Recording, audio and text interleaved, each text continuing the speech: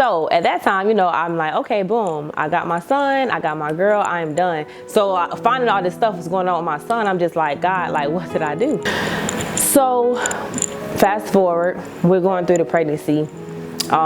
They finally connect me to Johns Hopkins Hospital, to the lovely Dr. Kays, who they told me was going to perform my son's surgery, this and that and third. All he's going to need was surgery. The thing with CDH is it pushes all the organs against it and compresses the lungs, so the lungs don't fully develop. That's what happens. As long as the baby is in the inside, they're fine. But as soon as the baby comes out, that's when life was gonna hit. So pretty much so we went down to do our consultation with Dr. Kays on October 5th and 7th of 2022. And pretty much they told me that my son's condition, he went from moderate to severe. He had, you know, more organs in his chest than we thought. He had about 15% lung volume at that time, and I was about 30 weeks around that time. So they had planned for me to induce on December 12th of 2022, and that's what it was going to be.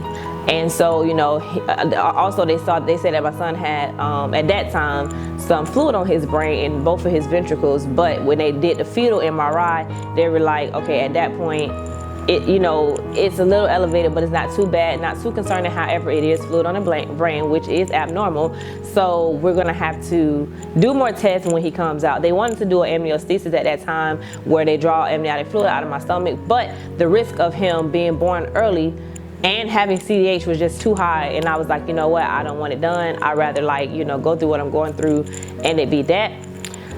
So we got all that news. I remember being in my consultation, and at that time I was asked, you know, if there's something wrong with his brain, would you want us to continue to, you know, take care of him? And I said yes, you know, without a doubt. I said yes. And I'm not even going to say without a doubt, because there was doubts. Let me be very clear and very transparent. I said yes because, of course, I'm carrying my son. I'm carrying my baby. So how do you say no? I don't know. And then when I left, you know, I was talking with my husband. I'm like, you know, it all depends. Like, you know, what if his quality of life is bad and I'm over here being selfish, because yeah, I love him and I want him here. However, like, my baby might suffer. I don't want my son to be coming into this world and I have to make certain decisions, this and that and the third. Like, who am I to determine how much somebody's life is worth? Who am I to determine, you know, oh, my son, oh, don't care for him because this is wrong or that's wrong. I am not someone, yeah, I'm birthing him. However, God is the only one that gives life and takes life. So at that time, God knew, like, God knows I could not make no decision like that. So we went on. At one point, I was very disconnected from my pregnancy, because not only was I sick, still sick, I literally I was just going through it, like the stress and the mental of, you know, hearing bad news and then hearing better bad news. It was not clicking well with me. And then on top of that, I have to continue to go through this pregnancy. Mind you, at that time, I was getting to about 30 weeks. So I'm just like, I have to continue to go through this pregnancy. So at this point, you know, how I feel just really doesn't matter. Going to the third trimester, I had my baby shower on October 15th. I'm gonna post pictures. I'm gonna do all of that stuff so that you guys can see how that went. And then after my baby shower, that was kind of like my last big like thing. I knew I was going to be moving down to St. Petersburg, because I live, you know, 2 hours away from St. Petersburg. So I was going to have to go down to St. Petersburg to have my son. So it was kind of like a, you know, separation. I was having separation anxiety from my daughter. This is her first year in school at all. And then on top of that, she's in VPK. She's 4 years old. I'm trying to explain to her to the best I can. At that time, I told my daughter, you know, she was just so excited to be a sister, like so excited to be a sister. So I'm explaining to my daughter, like, you know, mommy has to go away. I'm trying to arrange, you know, like families to take care of her here, her grandparents, whoever that can help me down here, because my husband has to go to work. Plus, you know, I'm gonna be in a whole other city. And so my daughter, like I said, throughout my whole pregnancy, my daughter's understanding, like, she waited on me hand and foot. She was so excited about her brother every single day. It did not matter. So at that time, it's like, you know, my daughter is straight. We also explained to her, like, you know, when he's born, we're gonna have to leave him in the hospital. Like, your brother's kind of sick, so we're gonna have to leave him in the hospital. So that's kind of like how her brain was set, and that's what it was. So I ended up taking my daughter, November 12th, I got my hair done. I had got my plaits done. November 13th, which was a Saturday morning, I was doing my daughter's hair and plaits because I knew I was going to get ready to leave a week later. So that was that weekend, and then the weekend after that, I was leaving. So I did our hair and everything, and there was a carnival here. So I was like, okay, I'm gonna take my daughter to the carnival. I took her to the carnival, and I noticed I was contracting, but I had been contracting for a long time. So before I get to that part, I gotta explain a little bit. Beginning of my last trimester, I noticed that my heart started pumping really hard. Very hard. Not only was I losing weight and throwing up every day, barely could eat. I could eat a little bit, and I was trying to get off the Zofran because it was making me very constipated, so I ended up getting hemorrhoids. So it was like, okay, I can't stay on Zofran forever. I gotta try to do it. So I could barely eat, but I was eating. I was getting a little better, but not really. I was throwing up every single day. My heart was pounding, and I noticed like anytime I ate, because at first I couldn't figure out when it happened. It was happening random times. Then it started happening like every day. Then it started happening like every time I eat or drink anything, my heart is pounding. And I mean like going from like 100 to 160 within a minute. And then going back down within maybe 15, 20 minutes, like taking a long time to go down. My heart rate was between 120 and 160 my entire third trimester of my pregnancy. So aside from that, they could not figure out what was wrong with me. They just said, it was, the pressure of the baby. I also had something called polyhydramnios, which is excess amniotic fluid. I had severe polyhydramnios, and I ended up accumulating about 2 gallons of fluid around my son. So at that time, it's like, I'm freaking huge, but my body is this big, but I am huge. So that's another reason why I was able to take pictures and nobody kind of knew I was pregnant, because I didn't have the swollen face. I didn't have any of that. I actually had a very slim face. So I really looked very sick. I didn't know how sick I was at that time. So I took my daughter to the carnival, and when I got my daughter to the carnival, and because of the, like I said, because of the polyhydramnios, everything was weighing down on everything. So I looked I looked as if I was having twins. Everybody kept, like, are you having twins? Are you having twins? Like not even knowing like what I'm actually going through. So I took my daughter to the carnival. And I was telling my husband, like, we took her, and I'm like, I'm contracting, but normally it'll be like over within like 10 minutes, and it'll be slight, but these are kind of tough. So I'm walking around the carnival November 13, 2022. So we got home, like, we left the carnival, went and got food, stopped by family house. By the time I got home, it had been 3 hours, and I had been contracting consistently. And at that time, I was 33 weeks. So I'm like, this is not gonna work. My due date is December 29th, 2022. This is not gonna work. Even though I knew I was gonna be induced December 12th, I'm like, okay, I'm not even down in St. Pete yet. So when we finally got home, I pulled into the garage, and I'm like, babe, we gotta go to the hospital. Like, I was like, let me get home, take a shower, I'm gonna relax. But by the time I got home, it was like, okay, something's not right. So I went to the hospital, and pretty much, long story short, I was in active labor. I was in preterm labor. They were shooting me up with magnesium. The magnesium pretty much made my entire body feel very high. I was very jittery. I was now scared because now I'm here. I'm trying to tell these people I cannot have my son here. Like, even though y'all think everything is well, like he just might be a preemie. He has something called CDH. I'm trying to explain. I'm trying to advocate. I called down to St. Petersburg to speak to my doctor, my baby's doctor, Dr. Case, and his nurse, Joy. Joy is absolutely amazing. I called her 3 o'clock in the morning because it was 3 o'clock in the morning at that time. I'm like, Joy, I don't know how to get down to St. Petersburg, but I got to get down there. This is what's going on, So she told me exactly what to do, was able to, by 6 o'clock that morning, we were able to get me stable enough to get transferred down 2 hours away to St. Petersburg. So my mom and my stepdad had came and got my daughter 3 o'clock in the morning, and then once I got situated to be transferred, my mom got on the road, my husband went back to get us some clothes, because mind you, I was leaving the following weekend to move down to St. Petersburg anyways. Now I'm contacting the people at the Ronald McDonald House down there in St. Petersburg, telling them instead of next week, I'm coming like now. This is what's going on. Get down there in St. Petersburg. Like I said, they gave me magnesium, what sent my whole entire body into like this heat wave.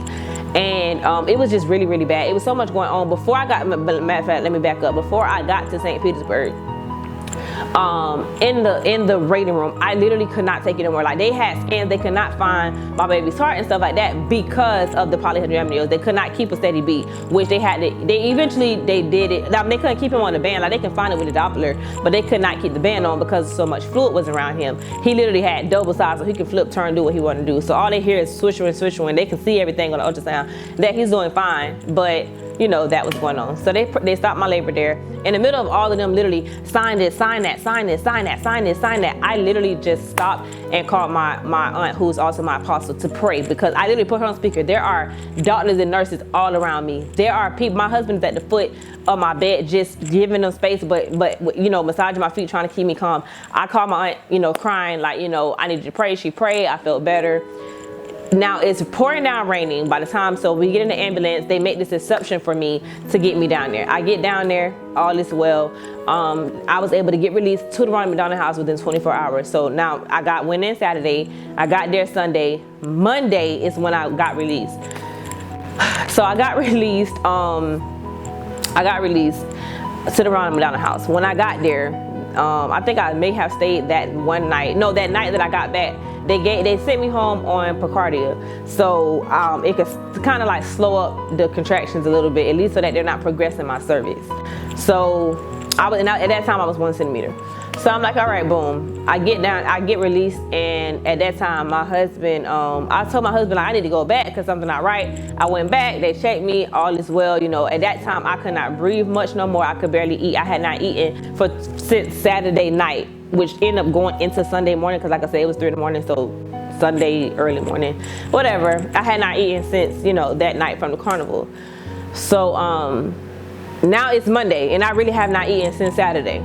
So not thinking nothing of it. So by Wednesday, Joy texted me like, hey, you know, how you doing, this and that, third. I'm like, you know, I'm throwing up bile, but you know, overall I'm fine. I'm not really able to eat again. However, I'm good.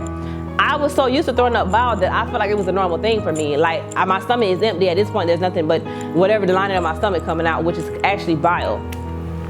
And I was also constipated as heck.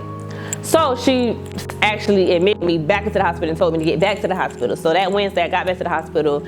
They you know, they hooked me up with all this stuff, and like I said, I was so short of breath because my heart was already beating so hard for so long that it just was so normal. I'm like, you know, I'm pregnant, so you're not really thinking anything of nothing. I'm just like, you know, I am skinny, but I am over 200 pounds now, and I didn't even know that my stomach was 30 pounds at that time. Mind you, we're in November. This is November-ish, like this around November 16th. I literally had a 30-pound stomach by itself. And my little body was the rest of it. But yeah, like I said, I don't know, I was like I said, I was about 205, something like that. So I'm like, you know, not thinking nothing of it. I get there, so I'm good. By day 2, they're like, you know, they looked at me and said, if we don't do this amnio reduction, because at that point it was no longer amniocentesis, they told me I can get some of the fluid released out of me just by them poking, like the same way they would do an amniocentesis, where they stuck the needle in your stomach and drain out the fluid. I didn't know the fluid had got so bad. Like, I was just going with the pregnancy.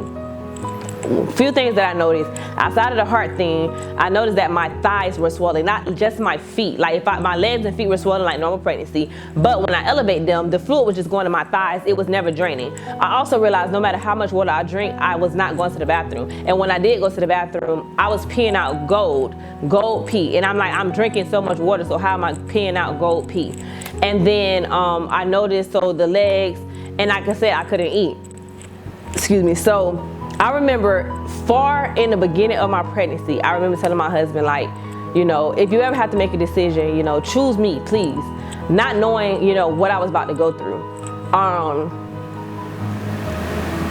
It was to the point where my iron was very low. I was getting iron infusions. Every other week.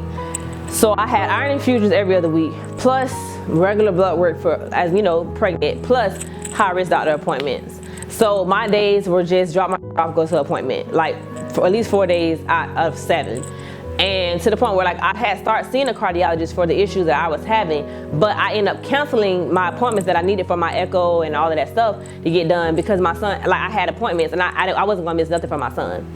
So all of that's going on. I'm doing everything I can at this point to survive, not realizing that I'm not even worried about myself no more. Everything is now about my son. Like getting him here was all I cared about. It didn't matter. I did not realize how bad the fluid was.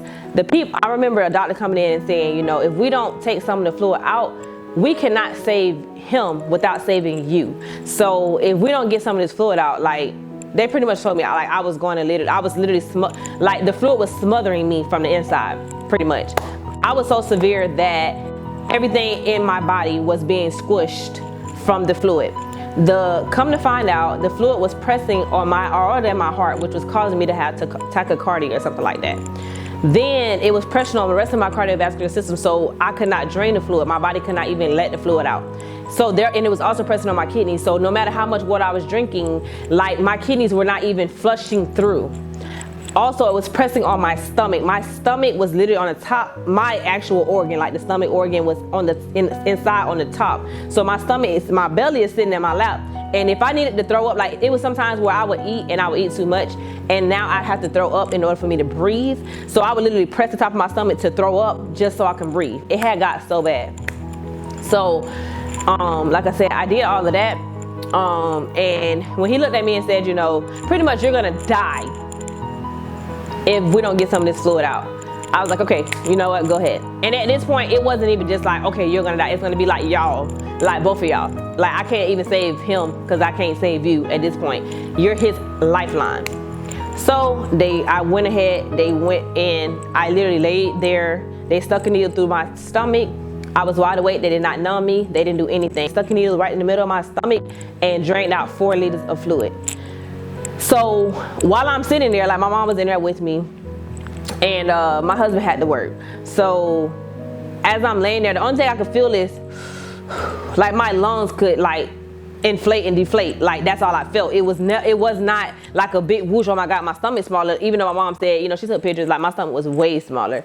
Only thing I could feel different was I could breathe. After all of that, I got released and things were well. Like I was still constipated, but at this point, like that's a part of pregnancy, so I got to deal with that. My mom had dropped everything for us. Like she came literally no warning, no anything. Like my mom dropped everything, moved down to St. Petersburg with me because my husband works. He doesn't really have like PTO on some of his job. He's not an entrepreneur. Everybody knows this. So it's like he has to go to work, you know, in order to provide for us. At that time, I had stopped working. Like I wasn't working my business at all. Of course, my employees were handling everything. Business was very, very slow. So I was like afloat. Like, you know, I was like making the bare minimum to survive kind of thing. Like I was literally eating off of my hard work from 2021. In 2020, because 2022 I only had a good 4 months and then everything turned sour. So it was kind of like I literally had to just learn to have grace with myself, especially like, you know, as I'm transitioning. Like I remember making the best out of my pregnancy, making TikToks, creating content. I'm like, I want to create as much content as I can before I get big, so that I have content to post. So that's exactly what I was doing, to a point where I couldn't create no more content because I was just extremely sick and I couldn't do it. I started making the best of my pregnancy. It was like, you know, I went from woe is me to, you know what, God's got it. Like I trust God to do this. He's gonna do it. So it was like no turning back for me. It was like, okay, you got this. Like go ahead. And so that's what I did. Like I was doing my makeup. I remember getting an email from Panda Express's marketing team, and I ended up doing a paid. I got paid for one of my last TikToks that I made before the worst of the worst kind of like happened. That was my last TikTok that I was able to post. Then, you know, everything kind of happened with the preterm labor and going into all this chaotic stuff. And I remember before going to the Ronald McDonald house, I was telling my mom, like, I'm staying upstairs. I don't want to talk to any other CDH moms. Like I want to have my son. They were already trying to do like more genetic and chromosomal testing while I was pregnant. During my consultation with Dr. K's, and I'm like, no, I don't want to know anything else.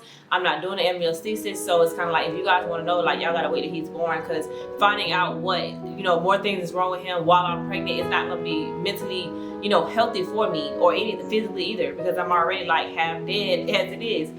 So it got to a place where it's like, you know what, I'm trusting God the rest of this pregnancy, and that's just what it is. Like y'all can't do any more testing. And then so when I did get the amniocentesis reduction and they removed some of the fluid, I was like, you know what, y'all, this is like, you know, 3-4 weeks later.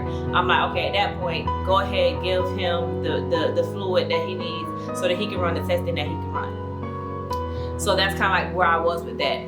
And I was just in a more grateful place, like a place of gratitude. Like I could not pivot. I had to trust God. I said I was not going to go downstairs when I got to Ronald McDonald House, being disobedient once again.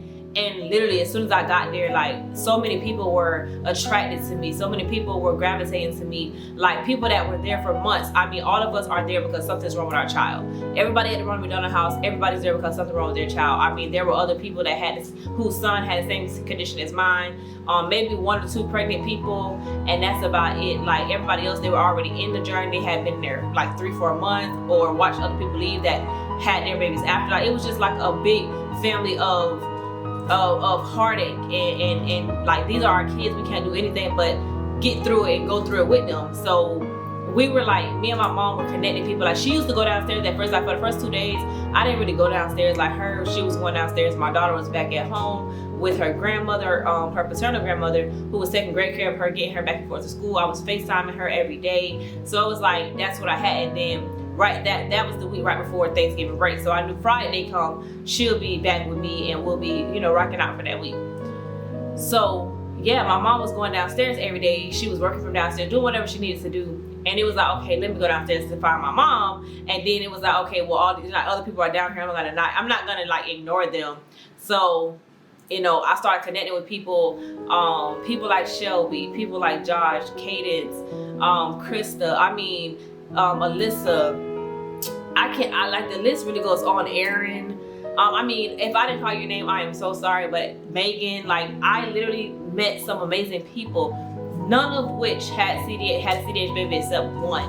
All of the other kind of like, and I met other people that other CDH moms that were returning, and I mean, life for us just wasn't going to start good no matter what. No matter finding out now or finding out later, it just wasn't going to start off good. So pretty much Dr. Keynes at that time told us how delivery would look for us. As soon as my son came out, whether C-section or vaginally, he's going to be immediately intubated. Like they told us to expect him not to cry, because as soon as he comes out of the amniotic fluid, like his lungs would have to expand, and they might not work because they're very small. So that's what we're expecting. So we were ready. At this point, it is what it is. God brought us to it. He's gonna bring us through it. Like it was one of those go through and grow through type of things. Like praying my way through day by day in it, and that's where we were at. Like that was our reality at that time.